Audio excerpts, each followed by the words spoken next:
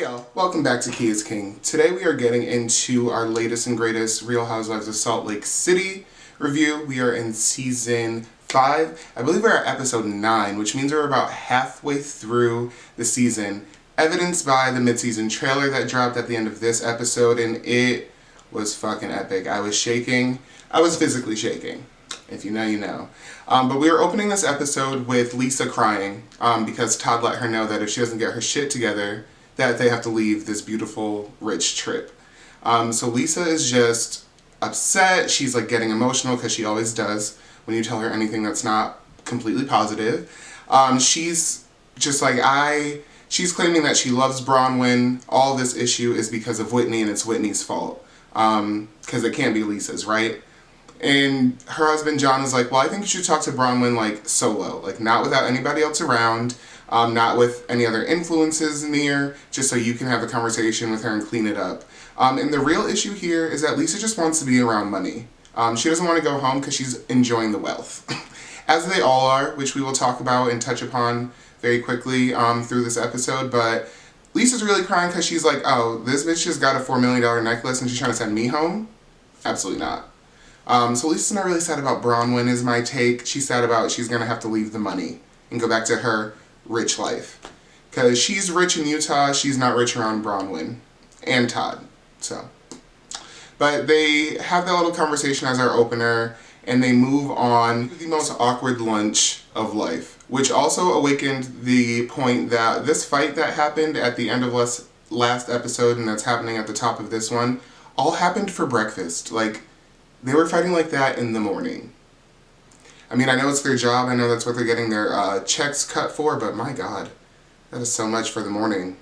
I would be like, oh, no. But then again, I guess I would curse most people out in the morning if they're waking me up with that type of bullshit too, so, okay, I see. That makes a little sense now. But as they are starting lunch, it's just awkward as shit. Nobody's talking to each other. Bronwyn and Lisa are right across from each other. And Lisa eventually does engage Bronwyn again in the conversation. I guess John's advice of talking to her alone, she didn't feel like that was housewives worthy. So she re-engages Bronwyn at the table again. And they're talking about the same shit. They're not really going anywhere. Lisa doesn't really hear much of anything besides her own self. So they're just re-engaging about the Heather of it all, the disagreement of it all, and I just don't know why. Lisa chose to ignore her husband in this moment. So Lisa keeps saying to Bronwyn that she doesn't feel like there's anything to defend when it comes to Heather, meaning she doesn't feel that she has to defend what Heather's saying about Bronwyn. She doesn't feel like anything's being said, although Heather's talking mad shit in her whole explanation of all this. But that transitions from the Heather conversation and feeling like she doesn't have anything to defend to Whitney, because Lisa's like, well, people lie about me, and like that's worth defending. And Whitney's like, I didn't lie. And so now they're in a verbal altercation about who's lying, who's a liar historically, and all that shit, which ends up turning into Justin catching some strays because Lisa's still upset about how that all went down. And Whitney's like, you charged my husband, you engaged my husband. So now we're just having a fucking argument, and Lisa's kind of getting jumped, but Lisa got herself jumped in this situation, honestly. Justin's calling her crazy.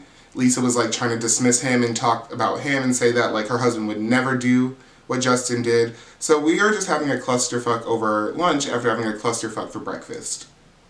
Just clusterfucking everywhere. And so as we're clusterfucking up at lunch, Lisa's like, where's the proof? Where's the proof? Show me the proof. And she said, is one of these horses gonna ride over with the proof? And then she drops a line that was literally, it was so funny that Whitney even was like laughing. And I know Whitney wanted to have a key with her, but she was like, my alcohol has more proof than you do in like your stories or like your body, whatever she said. And that is good old white woman shade. That is good old white woman fighting right there. But yeah, so Lisa dropped the line that her alcohol has more proof than Whitney does.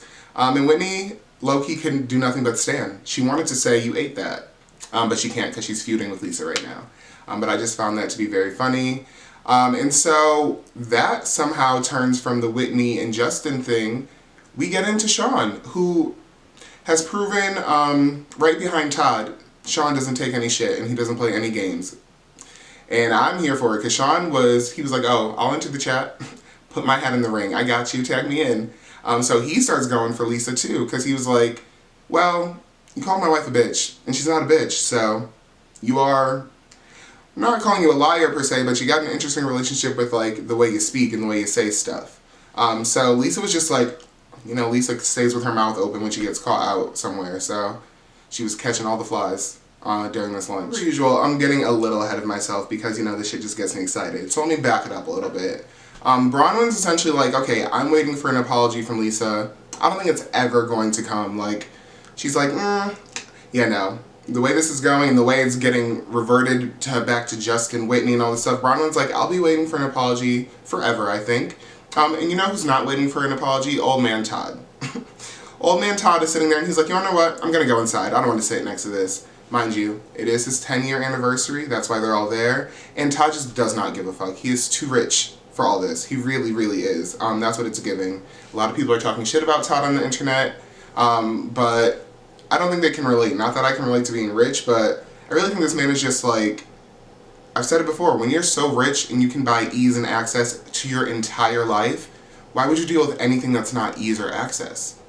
Like, yes, that may be out of touch. Yeah, that may put him in a position to be like completely insufferable sometimes, but like he has the funds to do so. So like I really think that's what it is. But Todd's like, you know what, I'm gonna leave. I'm not gonna sit here and deal with this shit.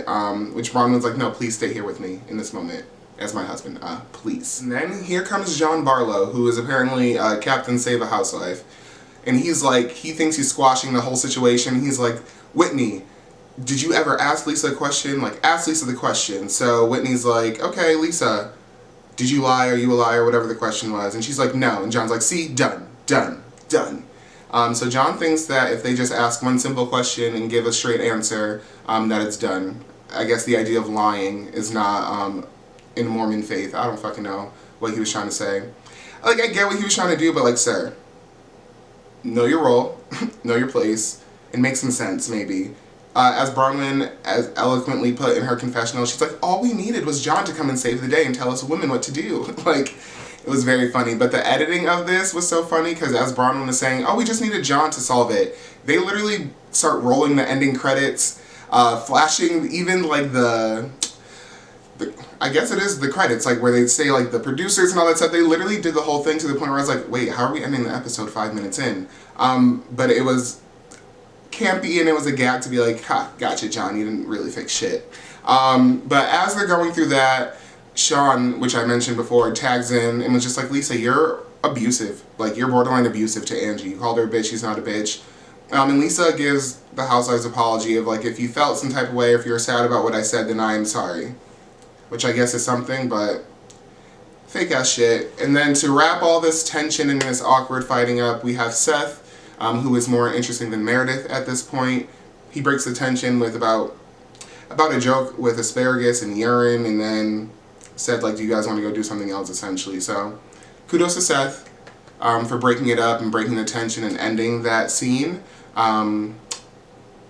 But we're going to get into Seth and Meredith in just a second, because that's about all the kudos he's getting from me at this moment, outside of just being a fine man. Okay. Move on to Mary, which, very happy that Heather was still not in this episode. Very sad that Mary was not really in this episode outside of this scene. But we're still building her story with her son, and it's giving just like real life shit. So Mary goes into her son's room. As we know, Robert Jr. is struggling. He has this wife, mind you, it's like 2021, and he has this wife, and if you know anything about their story, have been tuned into the internet, that boy's doing drugs, like, not like, not fun drugs, like weed, he's doing drugs. There was a picture of him and his wife that had like 6 fucking, I don't know if those were Xans, Percocets, whatever the fuck they were on their tongue, like, Robert Jr. is really doing drugs, like, and really struggling, and that's so unfortunate. So unfortunate. But Mary is really just trying to break through and be like, I care, I can do something about this. She definitely feels like it's her fault for just spoiling him and sheltering him. And kudos to her for even owning that, because most parents, I don't think, would look at their role or their part in it. But it's clearly true. Like, mind you, this is the same woman that has been accused of being like a cult leader and all this other shit. So having an isolated child does not really strike me as like odd, given who she is and the lifestyle she lives. But it is sad that it's led him down this road. But she's better than me because I'd be whooping ass in the name of Jesus. In the name. Like the Father, the Son, and the Holy Spirit, you're going to get your shit together. But I think Mary's made it very clear she doesn't want to do too much or push too hard and push him towards his wife more and away from her and away from the chance of even being like on the right path. So Mary, for somebody who can be straight up unfiltered, I won't call her vicious because I don't believe her to be vicious, some people may, but for somebody who can be brutal and brutally honest and unaware, she's being very, very delicate. I mean, it's her son, she does not want to lose him forever, but I'd be in there losing my mind. And first and foremost, his wife, I don't give a fuck what her situation is, her story is, would not be in my house, in my son's room. Like, it just wouldn't be going down like that. Like I said, in the name, she would be out. We would have at least rules. Like, we would have assigned days. I don't know, but it makes me sad. I feel very bad for Mary. I feel very bad for her son. When they finally have their scene together and they're crying, I have a feeling I'm going to be crying with them because I'm an emotional thug. And I'm not really that much of a thug, so just emotional. But I appreciate Mary's transparency in her appearance on the episode. I really do. On to one of their like quick, what's supposed to be cute and funny filler scenes, which is just them back in California. All the couples are playing beach volleyball to the theme of Top Gun. All the editors across the Bravo universe are really obsessed with like recreating movies and TV shows in the Housewives realm. So we had Clueless, we had something fucking else, I don't even remember now. Oh, Laverne and Shirley. Now we have Top Gun, but they're calling it Top Wives. And instead of using like tanning oil or sunscreen lotion, these motherfuckers are spraying each other with cooking spray. I'm not even gonna go where I want to go with that. Cooking spray. Next. They bring volleyball to a close and Bronwyn's like, okay, let's go prep for dinner. So everyone's going their separate ways to prep for dinner, and I just want to state for the record, I solemnly swear that John Barlow and Lisa Barlow look like shit. They are aging like cottage cheese. Lisa, when she's getting her makeup done, like for somebody who cares so much about appearances and all that stuff and it can be so vain, I'm amazed she has not signed some type of NDA for them not to film her while she's getting her makeup done. The skin looks like it could stretch around my body. I am 6'4", well over 200 pounds. She looks like her skin could wrap around my entire body. If you're rich, get that shit pulled, tucked, and tightened. Like, and I'm not even like a vain person like that, but like, for somebody who goes on and on and on and had a whole meltdown about their makeup and changing into a costume last season, I'm gonna need you to come a little harder because that's a standard you set for yourself, and I'm just repeating it. But they both look like shit. Like, John looks stressed out. They look leathery. I was like, ooh, girl, change the fucking angle, change the lighting, change the something. But they're talking, and once again, everything's Whitney's fault. Lisa doesn't understand. She feels her and Bronwyn are in a good place now, and everything is fucking Whitney's fault. Okay. It's getting old, just like that skin. It's getting old. And in addition to not being good with Whitney, Lisa's like, oh yeah, I'm good with Bronwyn, but Sean and Angie, not so much. I feel like I've been added to their list of people they just like verbally assault and go after and like have issue with. So now because Sean put Lisa in her place a bit, they're on the shit list too, which they were already there, but now she has a reason to set her focus a little more intensely on them. And then we cut to Whitney and Justin, and Whitney's like, I don't know if I have any fucks to give left about Lisa. Like, I really don't. She's like, do I care? I don't know. And baby, I feel you. I'd probably stop caring too at this point. Because what do you do? Whitney's just making it very clear that she can't trust Lisa. And she really shouldn't. Maybe vice versa though? We then transition to Todd and Bronwyn's anniversary dinner party. Once again, I think we're celebrating the anniversary of them meeting, not getting married. Which this is a lot for just the meet and the greet. But anyway, when you're rich, you can do shit like that. But everyone's coming outside. It's a nice looking party. They have a mariachi band, yada yada yada. Everyone's just shady as shit. Todd is literally standing next to like a group of them talking about John and Lisa's vodka. Not vodka, I do that to them all the time.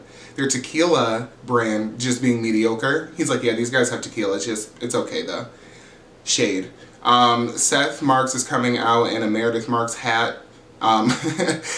Whitney and Angie are like, oh, what is this outfit? How nice. Woohoo. So that was funny, that was shady. But they're all gathering for dinner, and tensions are still there. Everyone is kind of navigating and trying to feel each other out. Bronwyn, before they even sit down for dinner, makes mention that her and Lisa just may need to be surface level friends, because Lisa comes outside, and the first thing she does is talk about and look at her $4 million necklace that she has on. After the weekend they've been having, Bronwyn's like, oh, the only thing you could do is mention my necklace, or of course that's the first thing you go for. She's like, we could do surface level. That's fine. And at the very least, surface level with somebody who can afford $4 million jewelry might not be bad. Sorry, color me shallow.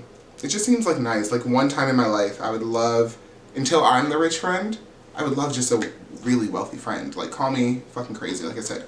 Color me shallow. I would probably still love them genuinely, but still, God, $4 million on a piece of jewelry? We can hang out. We can hang. So as we're sitting down to dinner, of course, it's about Bronwyn and Todd, but the tension in this relationship is getting slowly unraveled. Like, the first thread wasn't just gently pulled, it was kind of yanked. And the yanking of said thread really is coming from Bronwyn, which I just want to say for the record, Bronwyn is clearly a well thought out, strategic, planful, witty woman, evidenced by the way she's rolled out her drama this season with these ladies. So the shit she is saying, mentioning, and displaying about her relationship is no coincidence or no fluke, let me tell you. I don't know if Bronwyn wants to get divorced. I'm not going to say she came on this show to like escape her marriage, which is the theory of a lot of people. I do believe that even if this is her only season, because so many people are saying she will never come back for a second season because of her husband, he's going to shut it down, he won't allow it. And I can see that being true. I hope it's not true, but I could see it being true. In the event that it's not true and she does come back, or even if she did, the moral of the story is this. Let me just spit it the fuck out. I think Bronwyn just wanted to reveal to her husband, maybe, her unhappiness with their relationship. As everyone that I've ever watched on TV has said, watching yourself on TV is truly a humbling and eye-opening experience. So I think Bronwyn came in with one of the pillars of her being here was to get an eye on her marriage so she can either have validity to what she says to her husband, or that it just forces them to make some type of decision or alteration. Because you can't escape it in that way. And Bronwyn's no dummy. But the tension in their relationship is becoming very evident. It's kind of this sarcastic, sub-tweety, subliminal, I'm jokey, but I mean it, which I say all the time. There is an element of truth in every joke. In every joke, do not be fooled. Do not be fooled. Honestly, good shade comes from a little bit of truth. Good comedy comes from a little bit of truth. So, please don't be fooled, America. Please don't be fooled. So they're jokey, very tension-filled. Todd's pulling out his black card as a reason why Bronwyn loves him. Like I said, there's so much going on. That is such like a pit of foreshadowing, but my crystal ball, you know, me and this crystal ball, we don't really miss that much. Bronwyn is using this as a tool to clean up her issues in her marriage, if not trying to escape her marriage. And I don't think she's trying to escape. So, just my hot take, my 2 cents. But we get into dinner after their weird tension, reflection speech. And we are playing the newlywed game thanks to Angie. So Angie brings out the whiteboards and we are getting into it. And of course it's messy, because why would it not be messy? We are on Bravo TV, people. I mean, I wish I was on Bravo TV one day. One day. So they are playing the newlywed game. Immediately gets messy. They're talking about sex, positions, all this stuff. Lisa's acting shy. John is not.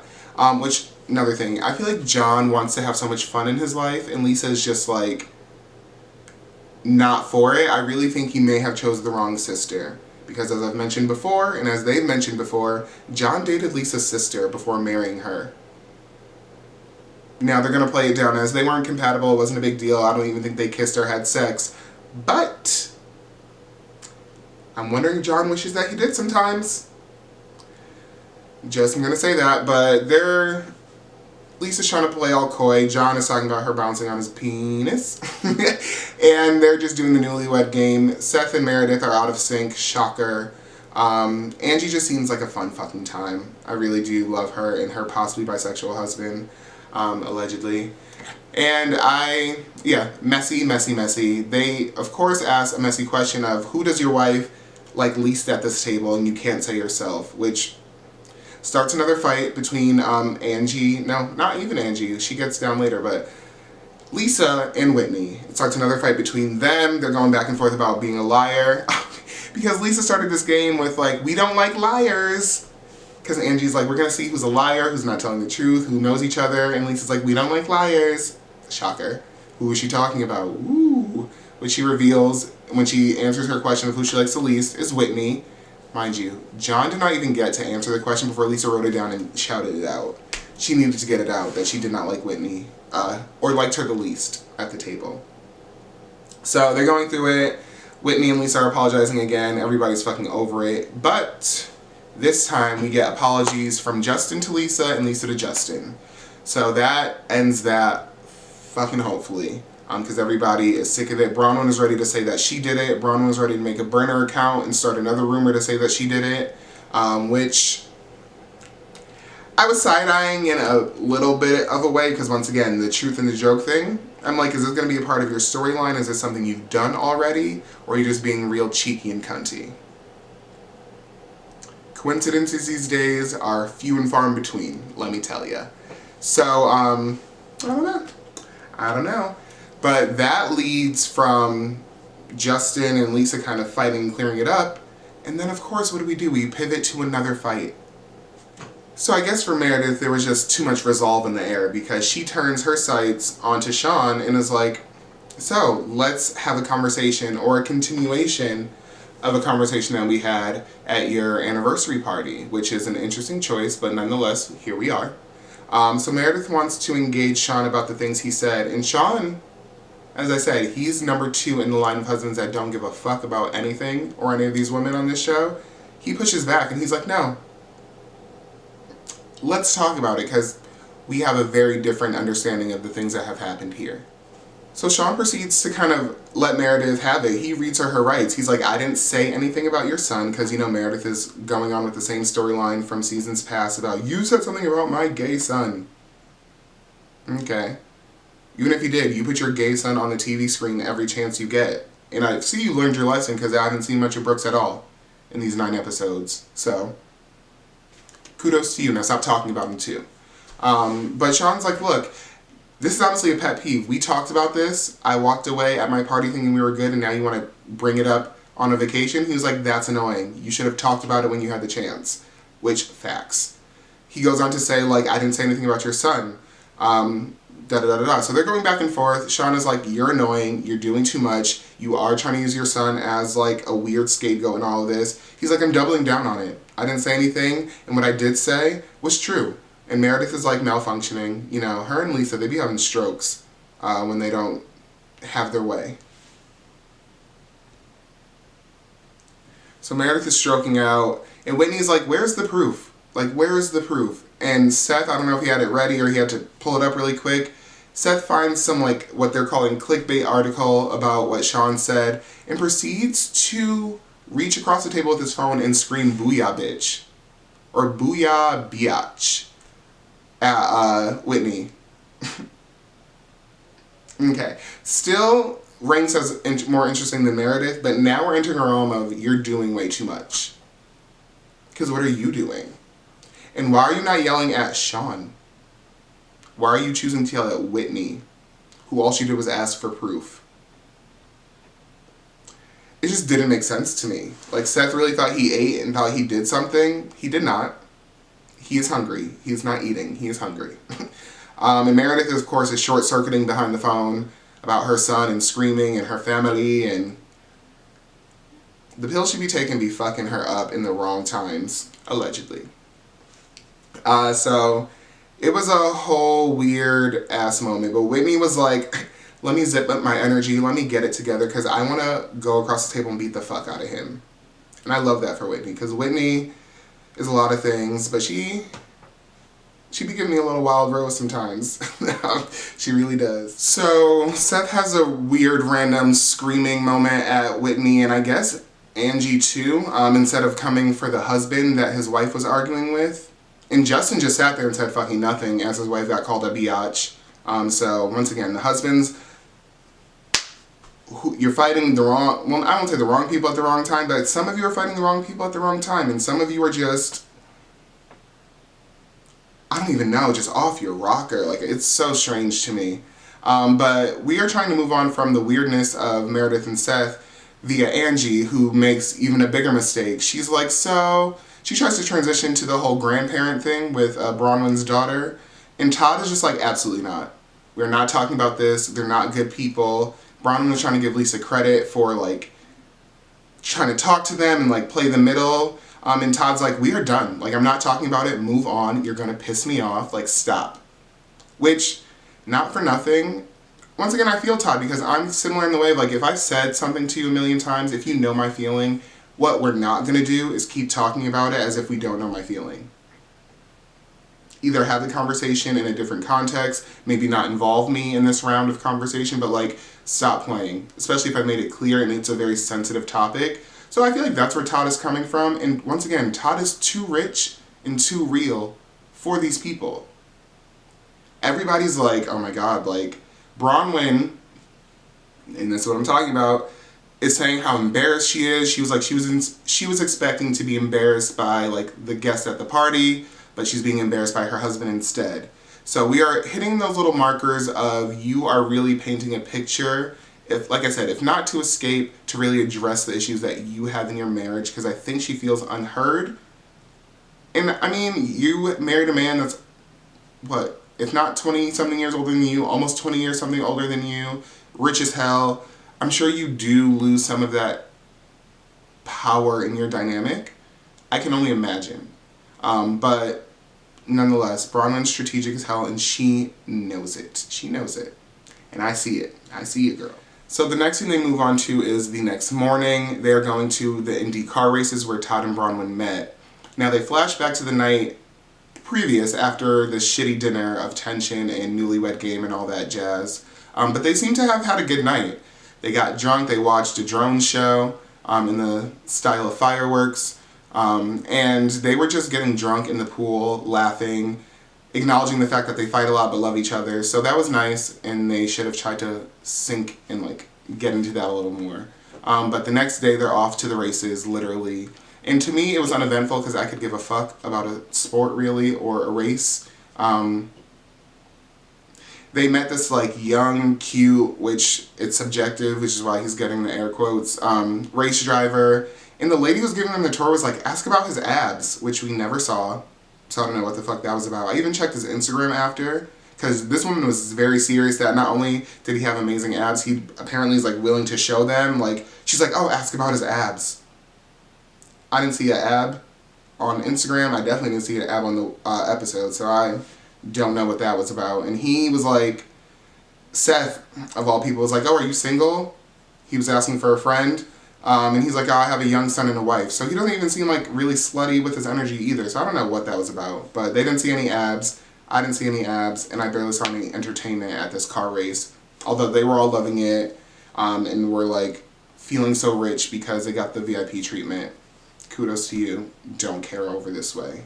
Bronwyn and Lisa try to talk, and they can't talk over the cars. So the whole scene was just, like, kind of a flop for me. A little bit of a floppiana. They get back home the next day. It's time to go home. And these people are just also happy to be around money. I know I keep saying it, but it's just so funny. Like, every time they come from something or do something, all the husbands are, like, shaking Todd's hand. Like, they were so thankful for the race car thing. They're like, thank you so much. That was so amazing. It's just funny to see what we thought were rich people be around rich people. It just cracks me up every time. They're so thankful.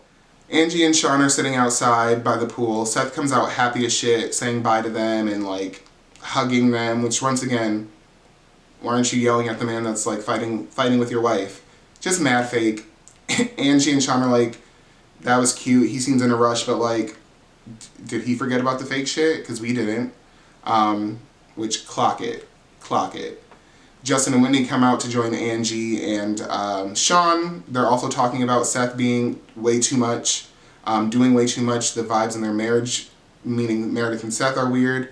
Oh, because Meredith, during the race, was like cuddle up on Seth, which he literally asked, what did I do to deserve this? As she's standing there with the resting bitch face of the world. They even cut to Meredith and Seth in this moment of Angie and them talking about them. Meredith is always having her Willy Wonka sunglasses on because she's always popped a pill, I'm convinced. Like the woman, we're going to talk about rehab and other franchises. Meredith might allegedly need some rehab because she's always zanned the fuck out with some sunglasses on. In this situation, she does not need them. But they have a weird vibe in their relationship. Something weird is happening with their story, which may be why Meredith is more activated in the second half of the season. But Angie's like, I'm going to take my olive branch and start slapping Meredith with it. She doesn't seem to get the idea of what I'm trying to do here. And I don't know. I know Meredith was giving in the trailer, the mid-season trailer, but she is killing me right now in this first half. She really is. We bring the episode to an end officially with Bronwyn and Lisa having a conversation now that there's not race cars zooming past their faces at the pool of the rental home before they are leaving. And Bronwyn's like, Lisa, look, you seem to have a real struggle with identifying how you're feeling about all this. You can't seem to say that I'm not two-faced, that I'm not evil, that I'm not mean, all the stuff that Heather's accusing me of. And she's like, I just want you to be able to say that, and you really don't seem to be able to. Bronwyn also makes it clear that she feels that her joining the show and hanging around Lisa and her friends has changed the way Lisa and her relationship is, and that essentially Lisa can't handle it or doesn't like it. Lisa's trying to deny this, of course, which brings up the whole Heather thing, and we're going in circles a bit, but Bronwyn has at least made it clear that she feels that Lisa just can't seem to say these things because she believes the things that Heather is saying. And Lisa kind of confirms that. Lisa's like, you are in her confessional, mind you, she said, Bronwyn, you are two-faced sometimes, and I do believe that. And not for nothing, Bronwyn set herself up that way. She was saying stuff that seemed two-sided. We all noticed it. I said it in my old videos. What she was trying to do was get ahead of herself because she knew she was being intentionally messy. But mind you, you set the tone of you could have the potential to be two-faced. So Lisa's not really wrong in that at all. She really isn't.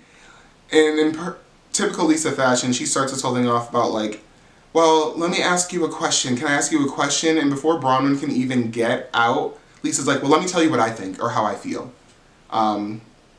Which is typical. But they're kind of going in circles, and Bronwyn's really like, look, it's clear to me, you don't think that I am a good person or real, and you agree with Heather, and that's clear as day. And Lisa's trying to defend herself and defend that she doesn't feel that way, but it's really hard to, because she's not really willing to say, and she doubled down on her confessional, so Bronwyn's not really off here. So that pretty much brings their fight to an end. It feels like an agree to disagree. It feels like it's a to be continued, even though they try to wrap it up with a hug. And Lisa's like, I know you don't like hugs, and Bronwyn's like, try to make me feel like such a piece of shit that I don't like hugs too. Like, she's like, great, now hugs are a part of it. Just making her seem so awful. But that's how they end the situation. And then it's time to fly home. And they all realize, because Angie's like, wait, how are we getting home? Because as I suspected, or as I questioned before, she don't own that private plane. She rented it, which is still sort of a flex. But they're going back home in coach. And Lisa loses her mind.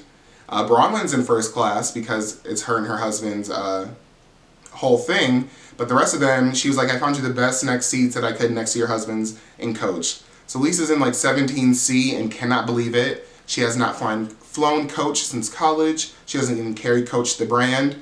She's trying to cancel her flight, delay her flight to be later to see her child again because she cannot fathom the idea of flying for coach for like 47 minutes, maybe an hour. So we end the episode with Lisa having an aneurysm about flying coach. Bronwyn pretty much being like, go fuck yourself. Angie's in like 19A and Lisa's in 17C and still crying. But that's where the episode ended. They end with dropping the mid-season trailer as well, which if you have not seen that, please go and watch it. It is so fucking good.